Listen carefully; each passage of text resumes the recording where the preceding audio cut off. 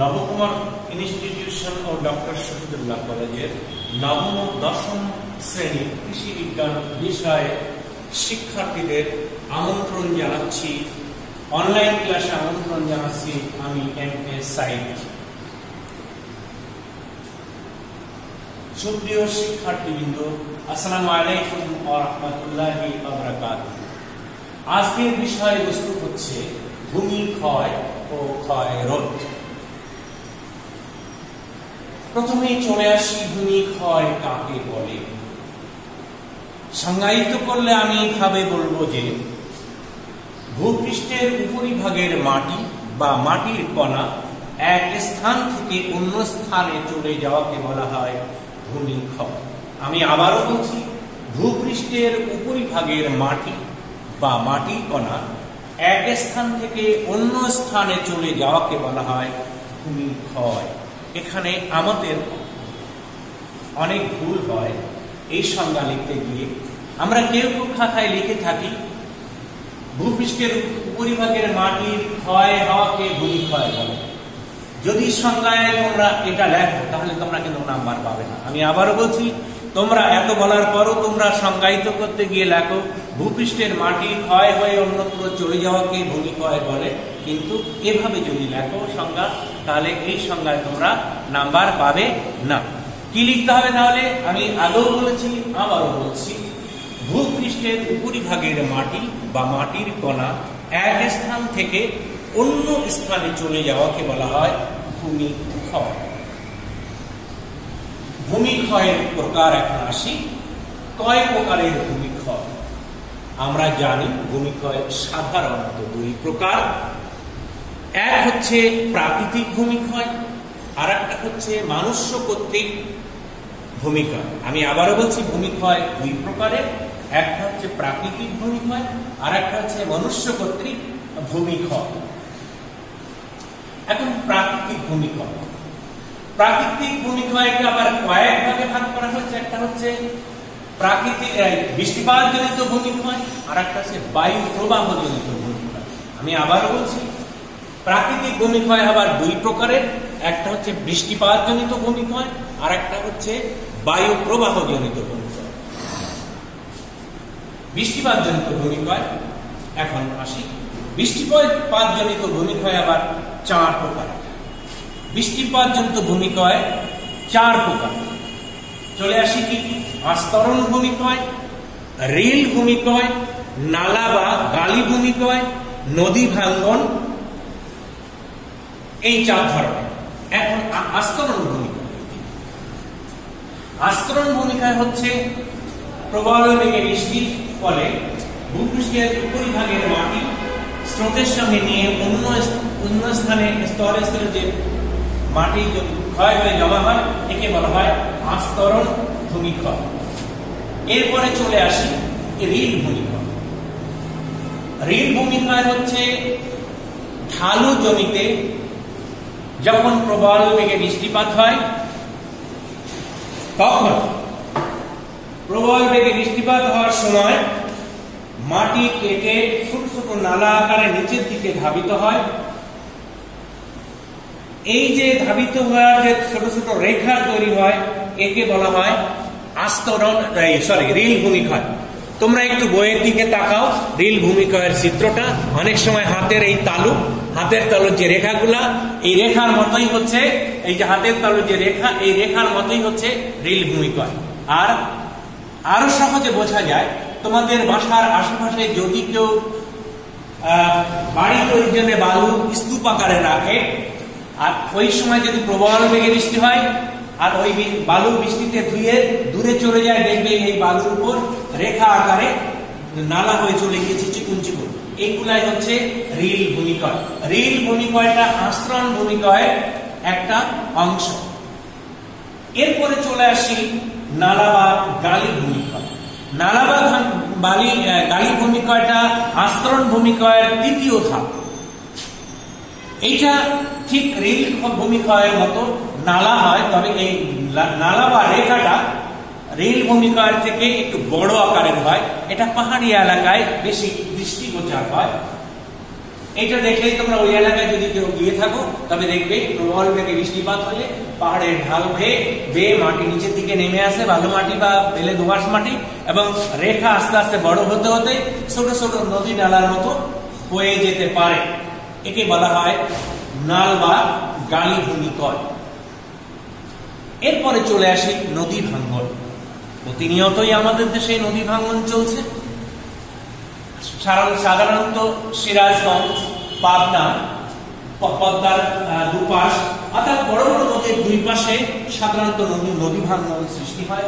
প্রবল বেগে যখন বর্ষাকালে বৃষ্টি হয় তখন বৃষ্টির পানি নদী দিয়ে নিচের দিকে ধাবিত হওয়ার সময় নদীর দুকুল ভেঙে পানির সঙ্গে মিশে ভূমিক্ষয়ের সৃষ্টি করে। এই ভূমিক্ষয়ে অনেক মানুষ খাওয়ার বাড়ি, জায়গা জমি, ফসলি জমি, আবাদি জমি, অনাবাদি জমি একেবারে নিঃশেষ হয়ে যায়, ভেঙে যায়। এরপরে চলে আসি বায়ু প্রবাহ জনিত ভূমিক্ষয়। এটাও আমরা দেখেছি যে বায়ু প্রবাহ জনিত ভূমিক্ষয় এটা কিন্তু হুট করে আমরা বুঝতে পারবো না, উপলব্ধি করতে পারবো না। তবে দীর্ঘদিন এইভাবে ক্ষয় হতে হতে এই বায়ু প্রবাহ জনিত ক্ষয়ের বিষয়টা আমাদের দৃষ্টিগোচর হবে। আমরা জানি বালু মাটি, বেলে দোআঁশ মাটি যখন প্রবল বেগে শুষ্ক মৌসুমে প্রবল বেগে বায়ু প্রবাহিত হয় তখন এই বাতাসের ধুলা বালু এক স্থান থেকে অন্য স্থানে নিয়ে যায় এবং বায়ুমণ্ডল ধুলায় ধূসর হয়ে যায়। এবং যদি কেউ আমরা ওই ক্ষেত্রে ওই জায়গায় ওই অবস্থানে থাকি, ধুলায় আমাদের চেহারা মোবারক মলিন হয়ে যায়। এবং মরুভূমি এলাকায় এই বায়ু প্রবাহ জনিত ভূমিক্ষয়টা প্রচুর পরিমাণে হয়ে থাকে। এরপরে চলে আসি মনুষ্য কর্তৃক ভূমিক্ষয়। মনুষ্য কর্তৃক ভূমিক্ষয় আমরা জানি আধুনিক বিশ্বের অগ্রগতির সাথে সাথে মানুষের চাহিদা বেড়ে যাচ্ছে, দেশের উন্নয়ন হচ্ছে।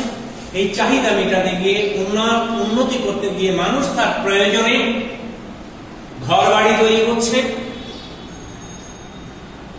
জমি জায়গা ভরাট করে নতুন নতুন স্থাপনা তৈরি করছে, মাটি কেটে এক জায়গা থেকে অন্যত্র নিয়ে যাচ্ছে মানুষ তার নিজস্ব প্রয়োজন।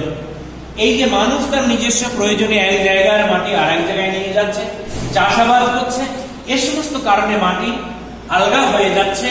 এবং এই আলগা মাটির উপর যখন বৃষ্টির কণা পড়ে, বৃষ্টি হয় অথবা বায়ু প্রবাহ হয়, তখন এক জায়গার মাটি অন্য জায়গায় চলে যায়, সেক্ষেত্রেও ভূমিক্ষয় হয়ে থাকে। এখন চলে আসি ভূমিক্ষয়ের ক্ষতির দিক। ভূমিক্ষয়ের ক্ষতির দিক বেশ কয়েকটা রয়েছে, আমি কয়েকটা আলোচনা করার চেষ্টা করছি। ভূমিক্ষয়ের ক্ষতির যে কারণগুলো রয়েছে তার অন্যতম একটা হচ্ছে মাটি অনুর্বর হয়ে যায়। কেন অনুর্বর হয়? বায়ু প্রবাহের কারণে, ভূমিক্ষয়ের কারণে, বৃষ্টিপাতের কারণে মাটির উপরিভাগের ভাগ যখন এক জায়গা থেকে অন্যত্র চলে যায়, আলগা মাটির সঙ্গে জৈব পদার্থ মিশ্রিত থাকে, উর্বর জিনিস থাকে, যা ফসল উৎপাদনে অনেক ভূমিকা রাখে। বায়ু প্রবাহের ফলে বা বৃষ্টির ফলে এই মাটি যখন অন্যত্র চলে যায়, ভূপৃষ্ঠের উপরের ভাগের মাটি তখন অনুর্বর হয়ে পড়ে, তখন ফসল উৎপাদনে বাধাগ্রস্ত হয়। আরেকটাতে চলে আসি মাটিতে পুষ্টির অভাব। যখন ভূপৃষ্ঠের উপরিভাগের মাটি এক জায়গা থেকে অন্য জায়গায় চলে যায়, মাটি অনুর্বর হয়ে পড়ে, ঠিক সেই সময় মাটিতে পুষ্টির অভাব দেখা দেয়, সেক্ষেত্রেও ফসল উৎপাদনে বাধাগ্রস্ত হয়ে থাকে কৃষকেরা। এরপরে চলে আসি ক্রমাগত নদী নালা খাল বিল ভরাট করা। এই খাল বিল ভরাট করার ফলেও মাটি অনুর্বর হয়ে যাচ্ছে। এরপরে নদী নালা খাল বিল ভরাট হয়ে নদীর গভীরতা কমে যাচ্ছে, জলাভূমির গভীরতা কমে যাচ্ছে, বিধায় নৌ চলাচলে বিঘ্ন সৃষ্টি হচ্ছে। আর আমরা জানি যে প্রবাদ আছে, উর্বর মাটি ক্ষয় মানে হচ্ছে সভ্যতার ক্ষয়। অর্থাৎ উর্বর মাটি, ভূপৃষ্ঠের উপরিভাগের মাটি তো উর্বর জানি, যখন বৃষ্টির ফলে বা বায়ু প্রবাহের ফলে উর্বর মাটিগুলো এক স্থান থেকে অন্য স্থানে চলে যায়, তখন অনুর্বর হয়ে পড়ে, ফসল উৎপাদনে বিঘ্ন ঘটে এবং আমাদের সভ্যতারও ক্ষতিগ্রস্ত হতে থাকে। এখন আর একটা বিষয়ের দিকে আমি একটু দৃষ্টিপাত করতে চাই, ভূমিক্ষয়ের কারণ। ভূমিক্ষয়ের কারণ হচ্ছে এক, বৃষ্টিপাত। বৃষ্টিপাতের কারণে ভূমিক্ষয় হয়ে থাকে। মাটির প্রকৃতি, মাটি যদি আলগা হয়ে থাকে, দুর্বল হয়ে থাকে, ঝুরঝুরে হয়ে থাকে, সেক্ষেত্রে বাতাসে এক স্থানের মাটি অতি সহজে অন্য স্থানে নিয়ে চলে যায়। আবার বৃষ্টির ফলেও এই আলগা মাটি, ভূপৃষ্ঠের উপরিভাগের আলগা মাটি সহজে এক স্থান থেকে অন্য স্থানে নিয়ে যায়। আবার ভূমির ঢাল, ভূমি যদি একটু ঢালু হয় সেক্ষেত্রেও সহজে বৃষ্টিপাতের সময় বৃষ্টির পানি যখন পড়ে, পানির সঙ্গে মাটি ধুয়ে সরাসরি নিচের দিকে নেমে আসে, এতে ভূমিক্ষয় ত্বরান্বিত হয়। শস্যের প্রকৃতির উপরও নির্ভর করে ভূমিক্ষয়। আমরা ঘন ঘন যদি শস্যের জন্য চাষাবাদ করতে থাকি, সেক্ষেত্রেও মাটি আলগা হয়ে যায় এবং তখন বৃষ্টিপাত এবং বায়ু প্রবাহের ফলে মাটি ক্ষয় হতে থাকে। এবং কিছু কিছু শস্য আছে মাটির উপরিভাগ আচ্ছাদন করে রাখে, সেই মাটি ক্ষয় কম হয়। আবার কিছু কিছু শস্য আছে যেগুলার মাটি আবৃত করে রাখে না, অনাবৃত থাকে, সেক্ষেত্রে এইখানকার মাটি, এই জমির মাটি সহজে ক্ষয় হয়। এরপরে চলে আসি জমি চাষের পদ্ধতি। আমি আগেই আলোচনা করে ফেলেছি, জমি চাষের পদ্ধতির উপর ভিত্তি করে মাটির ক্ষয় বেশি বা কম হয়ে থাকে। পাহাড়ি জমিতে, যে জমিতে জুম চাষ করা হয়, এই যদি লম্বালম্বি ভাবে চাষ করা হয় তাহলে সহজে মাটি ক্ষয় হয়ে যায়, নিচের দিকে চলে আসে। নিবিড় চাষ এবং বায়ু প্রভাব, এই কারণেও ভূমির ক্ষয় হয়ে থাকে, আমরা লক্ষ্য করে থাকি।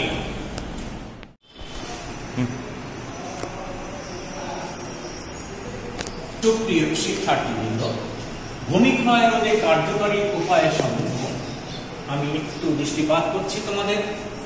কৃষিকাজের অন্যতম একটা প্রযুক্তি হলো ভূমিক্ষয় রোধ করা। আর এই প্রযুক্তি ভূমিক্ষয় রোধের কতগুলি পদ্ধতির সমষ্টি মাত্র। আমি আবারও বলছি, কৃষিকাজের অন্যতম একটা প্রযুক্তি হলো ভূমিক্ষয় রোধ করা। আর এই প্রযুক্তি ভূমিক্ষয় রোধের কতগুলি পদ্ধতির সমষ্টি মাত্র। এখন এই ভূমিক্ষয় রোধ করার জন্য আমাদের যে সমস্ত করণীয় রয়েছে সেগুলো তোমাদের সামনে উপস্থাপন করার চেষ্টা করছি। একটা হচ্ছে পানি প্রবাহ হ্রাসকরণ। আমরা যদি শুধু পানি প্রবাহ হ্রাস করতে পারি, নিয়ন্ত্রণে আনতে পারি, তাহলে ভূমিক্ষয় অনেকাংশেই নিয়ন্ত্রণ করা, কমানো সম্ভব, যেটা আমাদের হাতের মধ্যে রয়েছে। চলে আসি, ভূমিক্ষয় কমাতে পানি প্রবাহের বেগ কমানো খুব জরুরি। এখন কিভাবে এই পানি প্রবাহের বেগ কমাবো? ছোটখাটো খাল, নালা ইত্যাদি বন্ধ করে, বাঁধ দিয়ে বা আইল বেঁধে ভূমিক্ষয় রোধ করা সম্ভব। অর্থাৎ পানির বেগ কমে গেলে ভূমিক্ষয় অটোমেটিক কমে যাবে।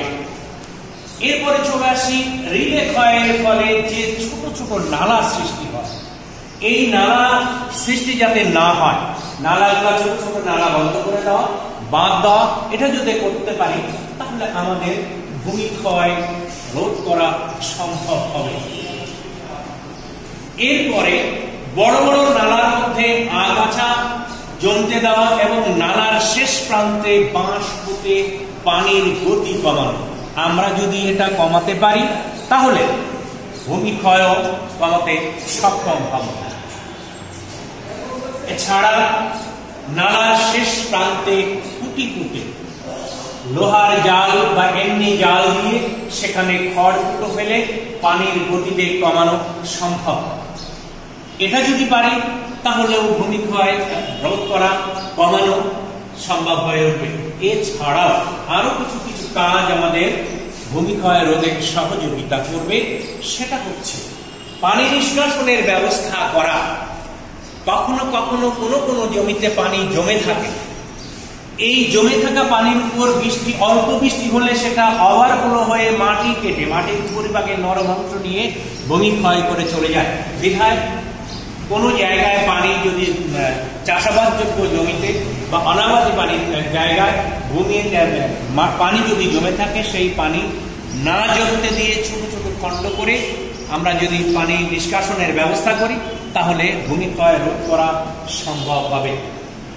জমিতে জৈব পদার্থের পরিমাণ বৃদ্ধি করা, আমরা যদি পানিতে জৈব পদার্থের পরিমাণ বৃদ্ধি করতে পারি, তাহলে বৃষ্টির পানি পড়ার সাথে সাথে জৈব পদার্থ পানিকে শোষণ করে মাটির গর্ভের দিকে নিয়ে যায়, নিচের দিকে নিয়ে যায়।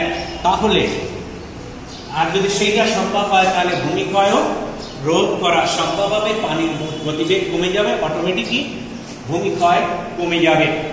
পাহাড়ের ধাপে ধাপে আড়াআড়ি ভাবে ফসলের চাষ করা, এটাকে আর একটা বলে, এই পদ্ধতিকে বলে কন্ট্রোল পদ্ধতি। অর্থাৎ আড়াআড়ি ভাবে চাষ করাকে কন্ট্রোল পদ্ধতি বলে।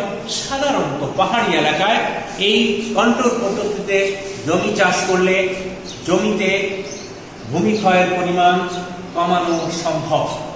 আমি এতক্ষণ যা আলোচনা করলাম, এটা তোমরা একটু মনোযোগ দিয়ে দেখবে, আর এটা যদি একটু ফলো করো, তাহলে তোমাদের পাশের জন্য সুবিধা হবে। আমি তোমাদের এই চ্যাপ্টারের উপর কিছু প্রশ্ন দিব, সেই প্রশ্নের আলোকে, উদ্দীপকের আলোকে প্রশ্ন তৈরি করে প্রশ্ন আমি দিয়ে দেব, এবং এই উদ্দীপক এবং প্রশ্নগুলা তোমরা পরীক্ষার জন্য প্রস্তুতি নেবে আশা করি। সুপ্রিয় শিক্ষার্থী, আমি ইতিপূর্বে যে আলোচনা করেছি, আলোচনার আঙ্গিকে আমি তোমাদের উদ্দীপক দিয়েছি। উদ্দীপক থেকে আমি কয়েকটা প্রশ্ন দিয়েছি। এই উদ্দীপকের আলোকে যে প্রশ্নগুলো দেওয়া হয়েছে, সেখান থেকে তোমরা যদি ভালো করে স্টাডি করো, প্রস্তুতি নাও, তোমাদের জন্য মঙ্গল হবে। এখান থেকে এই ধরনের প্রশ্ন হবে। তবে আমি বলছি যে এই উদ্দীপক এটাই যে আসবে এবং এই প্রশ্নগুলাই থাকবে তা নয়। তোমরা মোটামুটি চ্যাপ্টারটা ভালো করে দেখবে, দেখলে ইনশাল্লাহ তোমাদের পরীক্ষায় কোনো সমস্যার সৃষ্টি হবে না। এখন উদ্দীপকটা কি দেখো এদিকে।